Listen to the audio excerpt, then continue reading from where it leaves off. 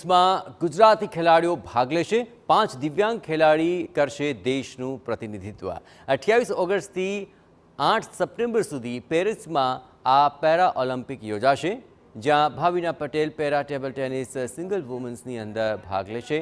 Sonal Patel para table tennis single વુમનમાં ભાગ લેશે। ભાવના ચૌધરી જેવલિન થ્રો અને નિમિષા લોંગ જમ્પની અંદર ભાગ લેશે। એ સિવાય રાકેશ ભટ્ટ T37 કેટેગરીના 100 મીટરની અંદર ભાગ લેવાના છે। ખેલાડીઓએ સારા પ્રદર્શન માટે આશાઓ વ્યક્ત કરી છે। ગત પેરા ઓલિમ્પિક કરતાં વધુ મેડલ જીતવા માટે તેમણે આશા જતાવી છે।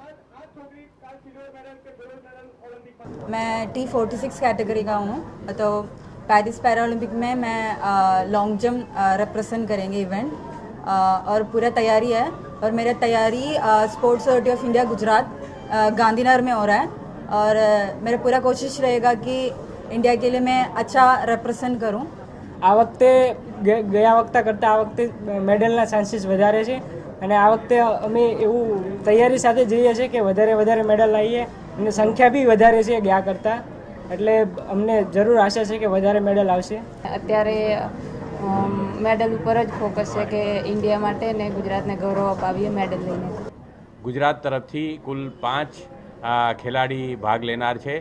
એમાં ભાવિનાબેન પટેલ ટેબલ ટેનિસમાં, સોનલબેન પટેલ એ પણ ટેબલ ટેનિસમાં છે, ભાવના ચૌધરી જેવલિન થ્રો, નિમિષાબેન લોંગ જમ્પ અને રાકેશ ભટ્ટ જે 100 મીટરના ખેલાડી છે, પ્રોબેબલ છે, તેઓનું નામ પણ એમાં સમાવેશ થઈ જાય એવી અમે અપેક્ષા રાખીએ છીએ। અને આ તમામ ખેલાડીઓને અમે ખૂબ શુભેચ્છા પાઠવીએ છીએ કે ગુજરાત અને ભારત દેશને ગૌરવ અપાવે।